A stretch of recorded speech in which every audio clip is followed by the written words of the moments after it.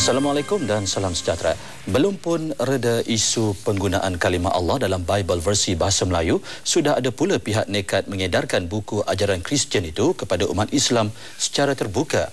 Lebih mengejutkan, sasarannya murid Melayu di sekolah rendah. Namun kejadian yang berlaku di Jelutong, Pulau Pinang itu berjaya dikesan sebuah badan bukan kerajaan NGO dan dilaporkan kepada pihak berkuasa. Menurut pengurusi Persatuan Muka Buku Pulau Pinang, Saleh Ismail, kejadian itu berlaku jam 12.45 tengah hari semalam. Dua lelaki bukan Islam berpakaian kemas didapati menunggu di hadapan sekolah kebangsaan Jelutong dengan beg galas. Ketika pelajar sesi pagi mula keluar dan pelajar sesi petang masuk ke kawasan sekolah, mereka mengedarkan Bible kepada semua pelajar, termasuk pelajar Melayu. Lepas tu saya tengok, perhatikan gerak-geri dia. Dia terus ke hadapan pintu masuk sekolah. Menunggu pelajar sesi pagi keluar dan sesi petang untuk masuk. Di situ dia distribute benda ni. Kat semua. Dan saya nampak dia bagikan salah seorang pelajar Melayu dan saya rasa benda tu memang salah kerana dia orang Islam. Kenapa dia perlu ambil kitab orang Kristian? Adakah dia cuba menyentuh sensitivity orang Islam? Adakah dia nak menyebarkan agama Islam agama Kristian kepada orang Islam? Kejadian itu dilaporkan kepada guru besar sekolah yang kemudiannya menegur kedua-dua lelaki terbabit dan mengarahkan mereka keluar dari kawasan sekolah. Persatuan Terbabit turut membuat laporan berhubung kejadian berkenaan di Balai Polis Jelutong malam semalam. Orang kat sini ada dalam bahasa Jawi, bahasa Al-Quran yang sama, similar dengan Al-Quran. Jadi benda ni begitu mudah untuk mengelirukan anak-anak Melayu yang belum berapa faham pasal, betul-betul belum faham pasal agama Islam. Jadi bayangkan kalau benda ni, naskah ni sampai dekat budak sekolah rendah. Bayangkan. Dah lah kita ada masalah dengan isu kalimah Allah yang sedang diperdebatkan sekarang. Tambah pula naskah ni pula dalam bentuk dia tulisan Jawi berjalan. Cukup yang berbahaya ni. Jadi kita tahu move ni cukup test water lah. Kita kata golongan-golongan ni sedang test water.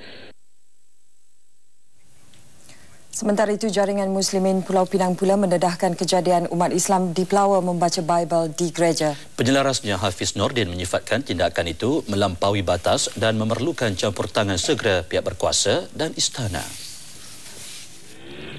Menurut Muhammad Hafiz, kejadian berlaku di hadapan Masjid Syekh Yusof di Datuk Keramat sebelum solat Jumaat siang tadi. Sekumpulan remaja berusia awal 20-an dikatakan mendekati orang awam, termasuk orang Melayu, dengan kertas soal selidik yang meminta butiran peribadi.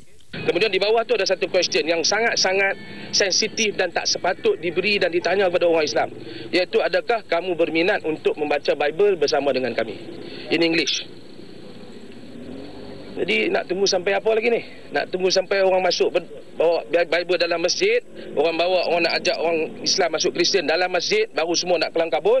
Mana majlis agamanya, mana jabatan agamanya. Mereka ini adalah pelaksana kepada yang di-Pertuan Agong. Mereka juga mesti bertanggungjawab secara terus dalam apa-apa isu agama. Menurutnya, kegiatan seperti itu semakin berleluasa akibat kurangnya tindakan penguatkuasaan.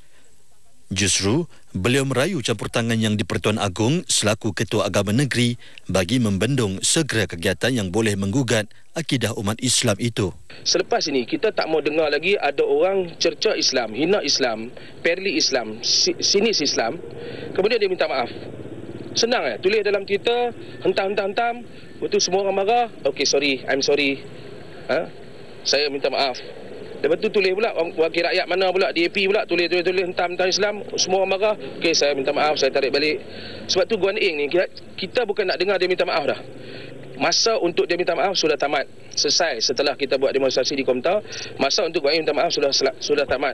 Yang kita nak sekarang ialah pihak yang berkuasa ambil tindakan undang-undang. Beliau sebelum itu menyerahkan memorandum kepada Yang di-Pertuan Negeri Tun Abdul Rahman Abbas supaya masalah itu dibawa kepada perhatian Yang di-Pertuan Agong. Ia diterima setiausaha sulit Yang di-Pertuan Negeri di hadapan kediaman rasmi Sri Mutiara.